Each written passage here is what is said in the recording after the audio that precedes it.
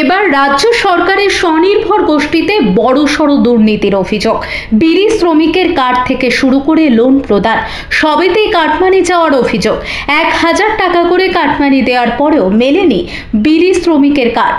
স্বনির্ভর গোষ্ঠী সিএসপির বিরুদ্ধে একাধিক দুর্নীতির অভিযোগ তুলে সোচ্চার স্বনির্ভর গোষ্ঠীর মহিলারা। গোটা ঘটনায় ব্লক এবং মহকুমা শাসকের কাছে লিখিত অভিযোগ দায়ের স্বনির্ভর গোষ্ঠীর মহিলাদের। মালদার চাঁচল 2 নম্বর ব্লকের চন্দ্রপাড়া এলাকার ঘটনা। গোটা ঘটনা সামনে আসতে শুরু হয়েছে রাজনৈতিক চাপানোতর। গ্রামাঞ্চলের মহিলাদের স্বনির্ভর করতে রাজ্য সরকার চালু করে আনন্দধারা প্রকল্প। এই প্রকল্পের মধ্যে দিয়ে গ্রামাঞ্চলের মহিলারা আর্থিকভাবে স্বাবলম্বী হচ্ছেন, কিন্তু সেই প্রকল্পে এবার আর্থিক প্রতারণার অভিযোগ।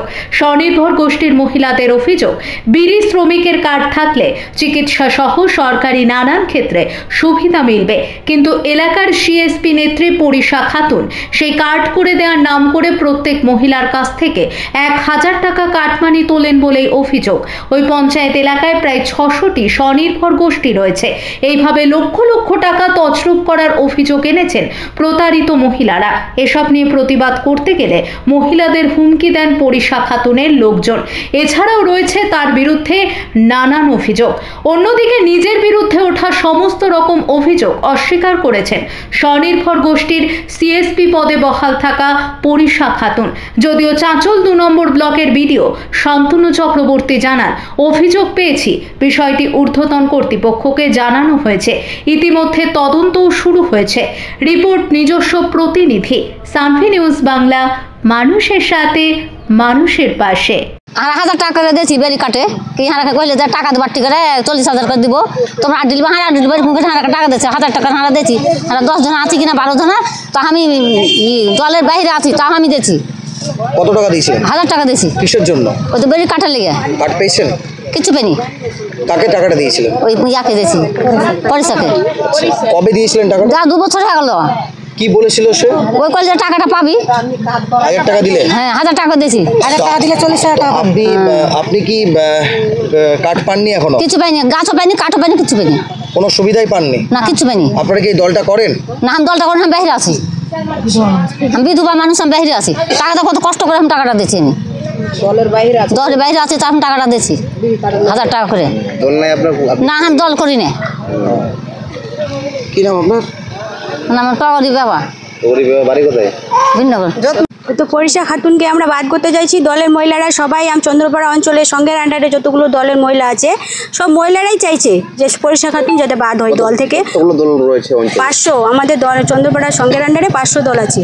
500 দলের প্রত্যেকটা মহিলাই বলছে এই যে দুর্নীতি করেছে সঙ্গে, মানে দলের সিসি লোন করানি টাকা নিচ্ছে, এটা সেটা করছে, সেই জন্যই বলছে যে ওই মানে যদি বাদ হয়ে যায় দল থেকে। হ্যাঁ, এটা ওই বলছে যে দল পাস করে দিয়েছি। তাহলে ওরা দলের মহিলারা যদি খুশিভাবে দেয় কিনা সেটা একটা আলাদা কথা, কিন্তু জোর করে ছিনিয়ে তো কারো কাছ থেকে নেওয়া যায় না। জোর করে যদি বলে 5000 টাকা নিবো কি 10,000 টাকা নিবো, এটা তো করা যায় না। যদি দলের মহিলারা খুশি হয় বলে যে না দিদি তুমি পরিশ্রম করেছো তো তোমাকে 500 টাকা দিব, এটা একটা আলাদা ব্যাপার, কিন্তু জোর করে তো নেওয়া যাবে না দলের মহিলার কাছ থেকে। বিড়ির কার্ডের মহিলারা ওরা এসেছিলো আমাদের সঙ্গের কাছে, আমরা মানে জানাইছি ওদের আবেদনটা যে আমাদের কাছে টাকা নিয়েছে সঙ্গ, তখন আমরা সে ব্লকে আবেদন করেছি। আমি আদৌ কোনো বিড়ির কার্ডের পয়সা নিয়ে, আর আমাকে মানে এইভাবে করে ফাঁসাচ্ছে। আমি লোন করবো, আবার লোন করে আমি কোনোদিন পয়সা নিই, কিন্তু এইভাবে করে আমাকে প্রত্যেকটা কাজে ফাঁসাচ্ছে। আমি কাজ করতাম সিএসপির কাজ দেখো আমাকে বসিয়ে দিল, মানে বিভিন্ন কাজ থেকে আমাকে ব্যাঘাত করছে, আমাকে কাজ করতেই দিচ্ছে না। আমার স্বামী মারা যাওয়ার পরে এই বিভিন্ন কাজ থেকে আমাকে এইভাবে করছে, মানে কাজগুলো আমাকে বঞ্চিত করে রাখছে, ফাঁসানো হচ্ছে, মানে প্রত্যেকটা কাজে আমাকে ফাঁসানো হচ্ছে। আমি একটা সিএসপি, মানে আমি কাজ করতাম ব্যাংকে, সে কাজ দেখেও আমাকে ফাঁসানো হচ্ছে। কে ফাঁসাচ্ছে এটা? সেটা ফাঁসাচ্ছে লতেজা খাতুন, বুড়ি খাতুন, এরাই আমাকে ফাঁসাচ্ছে। তার মধ্যেও ওর হাজবেন্ড আছে সাথে। কোনো দুর্নীতিকে বরদাস্ত করা যাবে না, এটা আমাদের সম্মানীয় মুখ্যমন্ত্রী বলেছেন, সে যে স্তরের লোক হোক না কেন।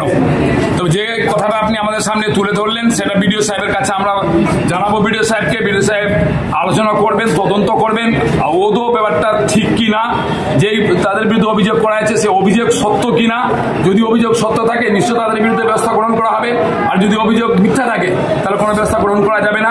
বিডিও সাহেব তদন্ত করবেন, আমরা বিডিও সাহেবকে অনুরোধ করব, আমরা আমাদের দলীয় হবে সেটাকে দেখব, যদি অভিযোগ সত্য থাকে তার বিরুদ্ধে ব্যবস্থা গ্রহণ করা হবে। দাদা, তদন্তে গিয়ে জয়েন্ট বিডিওকে হেনস্থা হতে হয়েছে, আমার এটা ঠিক ভালো করে জানা নেই। আমি যখন বিডিও সাহেবের সাথে এটা নিয়ে বসবো তখন নিশ্চয়ই সে কথাগুলো আলোচনার মধ্যে উঠে আসবে।